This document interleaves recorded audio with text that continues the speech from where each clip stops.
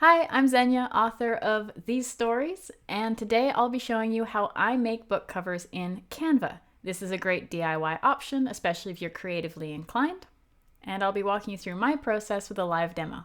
Without further ado, let's hop to it. Okay, so the first step in my mind to making your book cover is to do a bit of research. So the book we're doing today, The Grimm and the Reaper, is a dark fantasy, so I'm looking at my subgenre, the best covers of 2025, to see what comes up. Now right away we can see there's a lot of dark colors, which makes sense with the genre. And there's a large variety of designs, everything from sort of emblems with a title to ornate frames to full-on images and drawn designs. We even have one that's more, I almost want to say stock elements, very cleverly interwoven. So lots of different themes that you can notice if you look at any genre. They're going to have things that sort of tie them together. For fantasy, they almost always have very similar fonts across almost all fantasy books. Use a handful of fonts. Now, one thing I specifically want to look out for my book is that I know I have a very text-heavy cover because my book is called The Grimm and the Reaper. That's 5 words. And as you can see, a lot of the books that have longer titles end up either making the text the central point, like it is most of what's going on here, or if they have other things going on, they manage to condense it to just 3 lines. 3 lines is what I've noticed is sort of the most common. Sometimes you'll get 4, like this one, but they're usually small lines. So with that research done, I spent a while doing research, by the way. It's not usually this quick. You'll spend I would spend at least half an hour looking at contemporary covers just to see what jumps out at you. You're probably going to see a lot of covers that you love and think are gorgeous that have really beautiful artwork in them. Those are really hard to do if you're doing a DIY cover because it's usually one art piece and you can't just use other people's art. That is stealing. So you generally want covers that look like they have multiple elements together as your inspiration pieces, different, say, a background and a foreground, or different, this is a bad example, or a frame and an element and an image. Things like that you can sort of draw from. So in Canva, you've got 2 different options. You can either create from scratch, enter in the dimensions you want. I usually do it in inches, and hit create new design. Or you can go from a template, which will be under templates, and then you can search for what you're looking for. You'll note a lot of the stuff in this tutorial shows up as recent, or I already had it typed in. I actually recorded this tutorial already and then noticed my microphone wasn't on. So if I sound a little scratchy, it's because I've been talking for ages. If you do choose to use a template, proceed with caution. You don't want to make it too similar to the original template because, again, you've got copyright issues to think about. But using them as inspiration and a starting place, all well and good. Personally, I actually prefer starting from scratch because sometimes if you're trying to change an established layout and you get one element wrong, it's a lot harder to correct, in my opinion. So we're going to be going from scratch. Say create.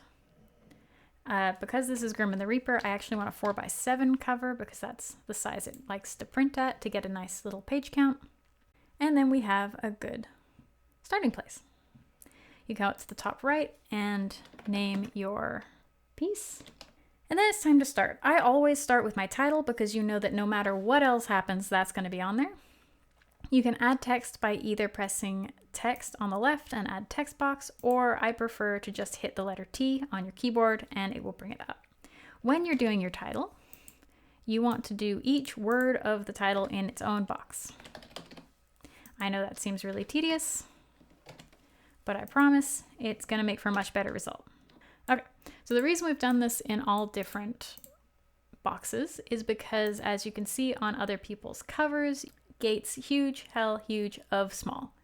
Daughter medium, of medium, mine big. So a lot of the time, especially if you have a longer cover, you're going to want certain words smaller and certain larger. So having the flexibility to do that is good. For example, I'm pretty confident that Grimm and Reaper are going to be the biggest words on mine. And as far as layout goes, I'm mostly just going to play around. A lot of creativity, a lot of design is just play. So you really don't want to be afraid to mess around and see what you like and don't like. If you get something and you like it, but you're not sure if other things will be better and you're afraid to change it because you don't want to lose the good thing you've got, you can duplicate your page up here and then mess around. I want to bring this up here and make it huge, and then I want to hide the up here, and I want to change the font to Rasputin. And say I've looked at that, okay, that doesn't really work. This isn't doing what I thought. You always have the original to go back to. Same with backgrounds, colors, anything like that. Always feel free to change them. So I'm going to keep messing around. This will probably take me around 5 to 10 minutes to get the font in a pattern I like. Don't set it in stone, but it's, in a place where you're comfortable with it. I'll be right back. Okay, so I kind of liked this shape. I highlighted everything by clicking and dragging over it, and I went up to the left and found a font I like, Medulla 1. If you're not sure about fonts, if the name means nothing to you and you don't know how it's going to look in a larger context, you can always experiment, or you can go and flip through templates. You can say fantasy book cover and have a look. And if you spot one you like and you think, oh, I really like that font, go ahead and add a new page to your design, throw it in. And then once it finishes loading, you can click on an element and see what font they used. Now, often they'll use different fonts for different elements, so do check which ones are which so that you can get them similar in yours. I decided I liked Medulla 1, at least for now. We can always change it. Now, one thing we noticed about dark fantasy books is, of course, they tend to have dark color schemes, which we can see again here in the templates. So I think my next step is to put in a background. You can play with different ways of doing this. One thing I tried on the first iteration of this, I'm still in templates. You can go down to elements, where you can pull lots of different assets. I highly recommend even if you just buy a month of it, get Canva Pro. It gives you licensing to use a lot of the resources that are available in Canva as a book cover. Otherwise, you have to buy the commercial license from, say, like Stocksy or something similar if you want to use a picture and image. You can't sell that picture and image, but you can sell them as part of a product. So while you still have to change them meaningfully, you can sort of not get around copyright law, but stay within the bounds of it. So yes, so now I'm in elements, I'm going to go branches. One thing I tried, because my book takes place largely in forests and has a lot to do with lumber mills, I experimented with adding various branches along the sides to try to kind of give it both a spooky feel and also keep it on theme. But I couldn't quite find a way to do it that I liked. I got close, but once I started adding in backgrounds, they just looked really flat. So what I ended up doing instead was saying, okay, well that didn't work and that doesn't make it look terribly dark. So what if we did a dark forest? I considered staying with the space motif from my old cover, but when I designed this, I remember finding that space was a bit hard because it was too dark. Everything had to be really bright to show. So instead, we're going to go with this photo of a dark forest. Now, the thing I like about this is it's got the dark, it's got the forest, which is all very on theme for the book, but it also has the light piece in the middle and a slightly eerie, ethereal feel, which makes it a little bit more fantasy in my mind.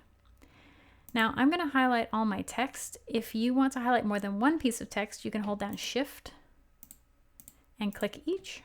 If you try to click and drag while you have other elements, there's a good chance you'll accidentally highlight, in this case, the background, and that's just annoying. So if you shift click, you'll get them all. I want these to stay where they are, relevant to one another, so I'm going to hit group. And that way, if I click one, I'll move all of them. Now with the whole group highlighted, so that means the purple outline is around everything, not just one thing, which you can also still do, but everything. I'm going to make my font white so it pops, but as you can see, we've now lost it in the background. We could solve this by either doing a different font color, but I'm going to solve it through effects. So with my text still highlighted, I'm going to hit effects up here. And in the first video, I played around with a lot of different things to see what kind of worked and what didn't. I ended up liking how a shadow looked. For some reason, the default shadow is always white. I always change it to black. In this case, because it does disappear so much into the background, I'm going to turn the transparency to 100 so that it really pops. But now I think it's almost too dark, so I'm going to take the offset down and maybe blur it a little bit so it's not as harsh. And we're gonna roll with that for now. Again, you can always change it if you decide later on that, oh, that was a bad choice, or this would look better, or what have you. Also, I recommend try to make like 5 covers for your book. Knowing that this isn't the be all and end all, you don't have to be perfect first try, really can help take the pressure off and let your creativity run a bit more wild. Now, once I hit this stage, I kind of wanted something a little bit more to ground it and to help sort of highlight the title as what was important in this image. I wasn't quite done with the branches idea. Now, you'll notice they're divided into graphics and photos. Photos are, of course, photographs, and graphics are usually more sort of vector images or outlines or hand-drawn. So in this case, I'm going to go to graphics. And I tried a few different things. I was inspired by these roots, but they didn't quite fit in the design. But down here, I found these roots with thorns, and they had the same shape that I liked from the roots, but a little bit better. They fit the image better. So if I go ahead and pop them in here, I like the idea of having this sort of frame my piece, but there's a few problems. The first is that my drawing, you can see, is actually overlapping my text. Now, sometimes you want that, it adds depth, but I don't want it at the top. If I have it, it's going to be at the bottom. So the first thing we're going to do is click on the roots. We're going to say position, and I'm going to send them backward. You can see they disappear behind my text. That's perfect. I like that. The second problem we have is, of course, that they're very dark. They blend in a little too much to my background, and they don't really add much contrast. It's hard to tell what they are. So we're going to change the color. You can't do this with every element, and you can't do this with photos. Well, you can, but you have to go through edit. But for some graphics, you can just click up here and change the color. Generally speaking, I try to stick with mostly colors from my background to make it stay cohesive. Of course, you can pick colors that aren't on your background, but if you're not great at visuals and graphic design, it's much safer to just stick with colors that are sort of already in your image so that they do stay complementary. So I quite like this. I think if we copy and paste it, recenter it, you can see we get the guide pops up. We're going to flip vertically to add kind of a frame. There's a few things, I really like the direction this is going, but there's a few things I don't like about it. I don't like that it looks quite flat, and I don't like that we have these overlapping leaves. So what I'm going to do to fix that is I'm actually going to delete this bottom one, go back into the top one. We're going to hit edit. Now with both photos and graphics, you can usually edit, not every single one, but most of them. And they will have various tools. Now, not all of them will always be available. In this case though, I played around with a few things and found that adding a shadow. And again, I tried playing around, but we're going to go page lift. And you can see it sort of shrunk the element, but it gave it this shadow underneath as if it was hovering above. I quite liked that. I wanted it a little closer. And of course, I liked the size I had before, so we're gonna unshrink it. I just think that looks a lot better, a lot more professional, less flat. Copy paste, flip it over. Now you can see because this element was put in freshly, it does overlay the writing. I think having this one go under and this one go over actually works quite well. I think it looks good. So one thing that I don't like, and I do want to get rid of while I'm still in Canva, is these overlapping leaves. So again, I'm going to delete the bottom one here. I'm going to highlight the top. Now, if you have things layered over each other, you will sometimes run into instances where you want to click the one that's behind and you just keep grabbing whatever's in front. You can either find places where it's not overlapping to highlight the piece you want, or you can say position, layers, and find the item, the element that you're looking for. Now that I have it covered, once again, I'm going to hit background remover, and I'm going to hit it again, and we're going to zoom in. If you right click and drag, you can navigate. And then you'll have a brush that will allow you to actually erase manually the bits you don't want. Now, the reason we deleted the previous layer is because since it's flipped, if we just erase one of these leaves and then duplicate and flip it, they shouldn't overlap like they were before. You could also go into each one and delete one leaf from each side. Totally valid option. Once you've erased whatever you want, you can come up here and hit X. And as you can see, it's disappeared. So we're going to copy and paste. We're going to flip. We're going to zoom out a little bit because I'm really close to this. And we're going to pop it back down here. So I obviously miscalculated. We have no leaves here, 2 leaves there. We can fix that. We can say flip horizontal. So I'm really liking how this is coming along. I think this is mostly my design, except I now want to, of course, put in my name. And this is part of a world. So we're going to say a last eclipse novel.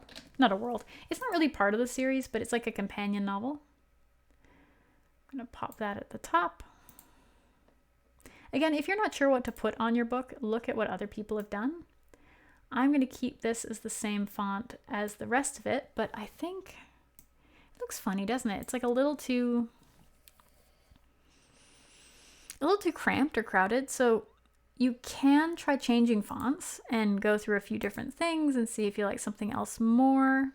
I know from playing with this already in my previous video that what I ended up liking was actually keeping the Medulla 1 font that I used for my title, but then coming in and increasing the letter spacing. And it kept the consistency of the title, but just made it look less cramped. I'm also going to copy paste that, pop it at the bottom. I'm going to say Xenia Platten because that's who wrote it. Make it a little bit bigger because I like my name big, what can I say? And I don't like that in that font, actually. I like the top one. The bottom one's not doing it for me. What else we got? No. Let me do some experimenting. Okay, so what I ended up liking was actually going back to Medulla 1, but then I removed, do you remember we had it all caps before? I just removed that. And I don't know, I just like that better. Now, the only thing left that isn't sitting well with me is that the whole thing looks a little high. So I'm just going to click and drag over my middle elements and kind of center it a little bit.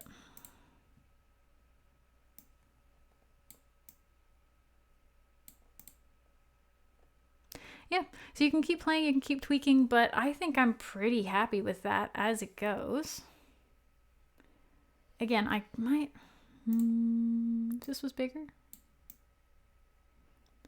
It really is so much about just trial and error, playing until you find something that really speaks to you. Yeah, so making these pieces of vine go over some places and under others, I think would make it look really good. If I didn't have the skills to do that, I would probably drag my bottom, go into position, layers, find my bottom roots, and then drag them under my text so it was above. I don't like it as much as if it's interweaving, but again, you can't always have exactly the cover you want if you're making it yourself. It's unfortunate, but that's the truth. So I think that is about as good as I'm going to get on a 4x7 cover. Again, I might make tweaks over the next little while, but I do recommend once you're pretty sure you've got it, take some time away and think about it and then come back with a fresh set of eyes. You'll see things you didn't the first time. One thing I tried when I was doing this the first time around was I attempted to add skulls. I tried a bark background. It really is a lot of trial and error. Next, I'm going to show you how to make the full cover with the spine and the back cover. So our next step is to go to Google and search up KDP cover template generator. You're going to get the KDP cover calculator. Binding type. You're going to need 2 different templates if you want paperback and hardback so that your sizing's right, because the hardback is actually slightly larger. You're going to go ahead and set up what you want for your internal settings.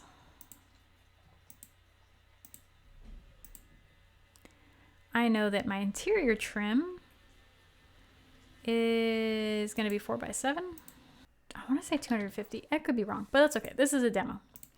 Calculate dimensions. Now you can see it's got a little walkthrough as to how to read their image.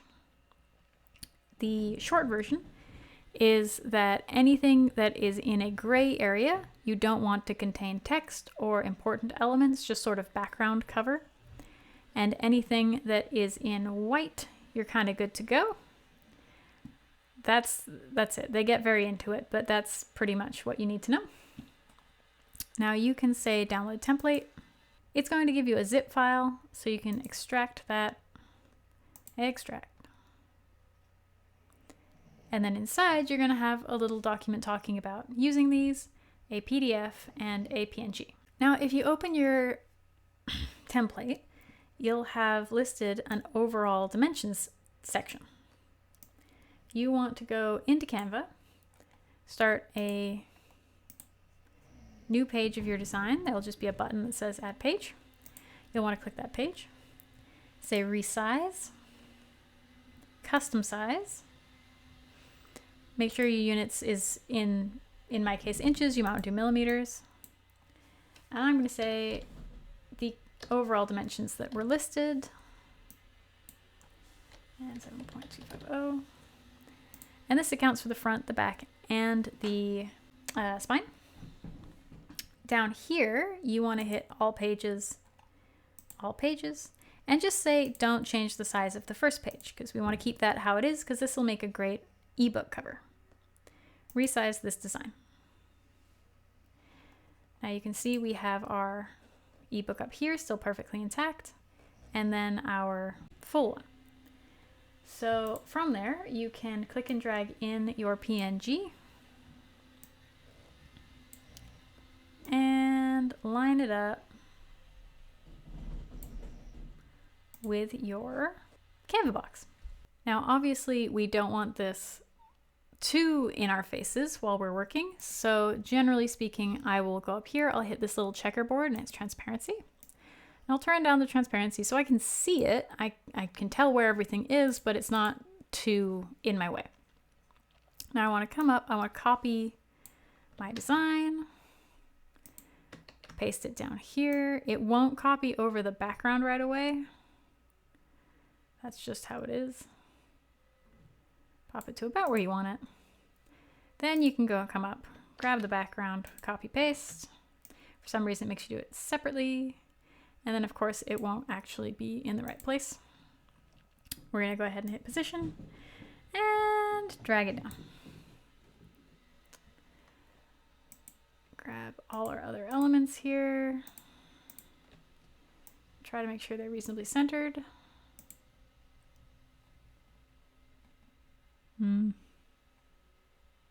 Actually, I will put that in the back. And, oh, okay, I forgot this piece. With the template image, you don't want it moving around by accident, so you can actually come down and hit lock position, and then you won't be able to accidentally move it. I'm going to try to put my cover up to this dotted line. If you're finding that your image is snapping to where you don't want to snap, you hit control and it will give you much finer control over what you're doing. Now you want to make sure that you go right to the edge of the document. Even though these bits are liable to be cut off, they might not be. So make sure your background goes right to the edges. Then you want to make sure your cover is centered to itself. We might come and do some fine adjustments later, but that's about it. So now, of course, we have to design a spine and a back. You'll note that if Amazon's printing it, they're gonna slap a barcode on there. You might, if you're not printing through Amazon, need to put your own barcode on. You can get those generated for free online. And you can get the code you need for your barcode for free if you're in Canada. I don't know how it works for other countries. I'm gonna cover that in a different video though. For now, we're just gonna leave a space for it. So the most simple thing you can do for a back and spine is simply to get something that matches the color of the edge of your front cover and call it a day. Like obviously you need to put things on that, but you don't necessarily need it to be fancy and designed if you have enough text to put on. I'm going to start with this and we'll probably change as we go. Now, as you can see, I can't see my template anymore. That's a bummer. So what we're going to do is click this, position, bring our template forward. Oh, it's locked. Unlock our template. Move it up. Oh, and how I got that big black square, by the way, is if you just hit R, it'll give you a square to work with. Now, this is a little too obvious still, so I'm going to turn the transparency down even more. I literally just barely want to be able to see it. Nice. And then I'm obviously going to need text on my spine and text on the back, so we hit T for our text. I'm going to turn it 90 degrees. You just hit that dot and rotate.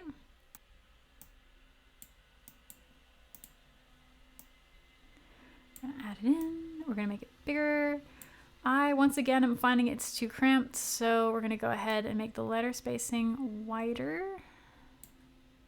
You see that's made it go to 2 lines, so we're going to click and drag the box to put it back on 1.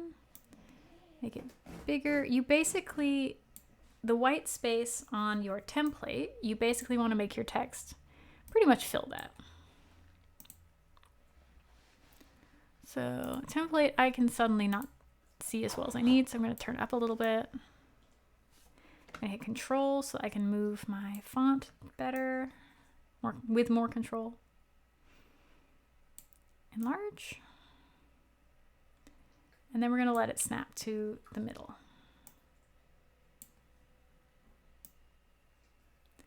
I'm going to put it a little bit higher because I want my name on here too. Whee! And we'll shrink that down. Now, one thing you can do is change your fonts on the spine if you don't have something to sort of, I hope you can't hear my dog. One thing you can do if you have your name and title on the spine and you want something to sort of separate them a bit more is add a little icon or something that's something to do with the series. That can give it a little punch too. I'm going to find a little skull. That one's too mean. Pause. Okay, so I ended up finding this skull, which I thought looked pretty cool. So I've popped that on. I might change it again, but we'll see.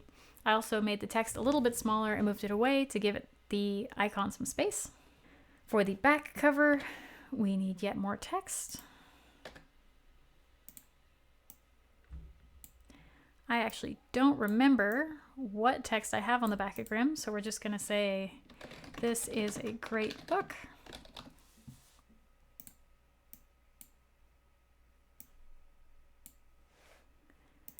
Some more text. Now you want to make sure that the text of your blurb is not your cover text. It needs to be something very legible. I know this isn't how Lorem Ipsum usually works. It's okay. It's going to serve its purpose. So something like Canvas Sans might work, though I won't want it bold, and I'm going to want it probably sized 13, even might be a bit big. 12 is probably good. That's a nice clean font. Generally, you'll probably want to look. One thing I highly recommend you do while you design covers is go to your bookshelf and look at covers you like and look at how they've designed the back, what they've put on. One thing that people often struggle with when they're indie authors is what to put on, because you don't necessarily have reviews yet. You don't necessarily have accolades or a whole lot to say that would live on the back. So one thing you can do is put a little about the author. You can add some art I would add art more if you have a cover designer, but if you can find something cool that works with your sort of brand, that works too. I think in this instance, that's what we're going to do. So we've got our kind of messy looking back blurb. We've got our title. Sometimes you might make it a tagline instead of a title. In fact, usually. And yeah, I want to add some art. I think this could use something. So I know I've seen before, there's a really nice skull bit of accent, but I think instead we're just gonna keep it nice and simple for the purpose of this tutorial. I liked this design so much, I'm gonna use it again. And again, play with it. Like, try lots of different things until you find something you like, that pops, that works for you and your brand. Try that. And again, we're in a forest, so we're gonna go forest. Now, I'm gonna have to be really careful about not straying into looking a little bit too horror here. It's very easy to slip into the wrong genre if you find something that you think is gonna look really good. Ooh, okay, so here's a good example. I have here a graphic where I can't change the color, but I want to, because these blacks and transparent blacks aren't going to show up on my black background when I reduce the transparency of my white page here, the template page. In fact, I'll show you. If we make this completely transparent, everything disappears into the black. Put it back. So these trees, I actually don't want them to be black, but as some graphics have a way to change the color easily, this one doesn't. So what we're going to do is we're going to edit. And sometimes you can do it through duotone. It's got a few options here. This might be a little too purple, but you can change things here to make them brighter or different colors. Personally, I think what I'm going to do is go back to turning off my transparency so I can see. Ooh, actually that kind of worked. All right, we're getting there. But I will show you the other way to do it. Is if you go edit, adjust, you can make all kinds of little changes. In this case, nothing's going to show up because it's just black, but you can invert, which is probably a good option here for me. But I might even want them to have a bit of a blue tone. And because it's just black and white, I can't do that through here. So I'm going to go back to duotone. I'm going to go to that fuchsia one. We're going to play with the colors. This might not work because it's inverted, but we'll see. Yeah, it's not working. So if it's inverting, then let's try a yellow.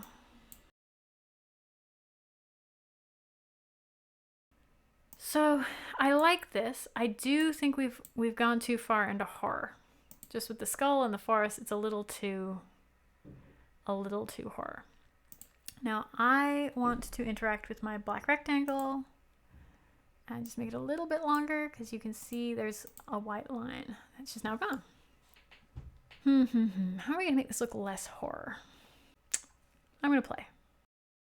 Okay, so what we've ended up doing here is I got a cuter skull because this book's being called Darkly Adorable, so I kind of want to keep that vibe. So we've got a cute little skull accent. We mirrored it on the bottom, which I don't know if I'll be able to keep, but I might try. And I replaced the skull that was on the spine with it as well, just to keep a nice cohesive flow. And I think these swirls on the accents also look a little bit more fantastical. I've replaced the text with what's actually on the back of Grimm and the Reaper, but I think I want it to be Times New Roman. It just is going to look a bit more official, I think. It does make it a little bit bigger, so because we're starting to get a little towards the bottom of our box here, we want to be really careful about spacing. So if we go to our template and we bring it back so we can see it, we can see that our accent actually is going behind the barcode box now, which we don't want. So what we're going to do is we're going to highlight all our bits and pieces here and just move them up a little bit. But I'm worried it's going to be too high. So what I want to do is I want to get a really good idea of what it looks like with the barcode. So I'm making a rectangle by pressing R. I'm going to position it over the box that is on our template here. And I'm going to make it white. And you can leave this on. Amazon will just put the barcode over this box, so it doesn't matter if you've got a white box there, or you can take it off and just know that that space is reserved for the barcode. This now gives us a better visual on our spacing. Even if we take the template away, we can see how everything sort of aligns. I've got the spacing pretty much how I want it now. I ended up removing the lower accent, but I want to be sure everything's centered. So what I'm going to do is turn the template back on and add a rectangle and just align it with the template box. You can do it to either the pink or the hard lines or the white. All of them should work. And we're just going to position it behind our elements. If we highlight all our elements then, the ones we want lined up with one another, they should snap to the center of the box. Then you can delete the box once you're done with it. You can do this for your front cover as well if you're worried about it being perfectly centered. So at this point, I'm calling this cover done. Now I just need my files to plug into KDP or Kobo or wherever it is you're working through. So because this document has both our paperback and our ebook, you want to go up to Share, Download, select whichever file type you need for your platform, and then you be sure to come into the Pages section and only check the one that you are actually wanting at this time. Then you can go ahead and hit download and it'll prompt you to store it wherever you like on your computer. With that done, you've got a cover. Congratulations, and thanks for sticking with me through this long demo. Thank you so much for watching. If you liked this video or found it helpful, please do like and subscribe. It helps me out loads. Or if you want to check out what the Grimm and the Reaper or my other stories are about, those are all linked in the video description. Thanks for watching, and until next time, happy writing.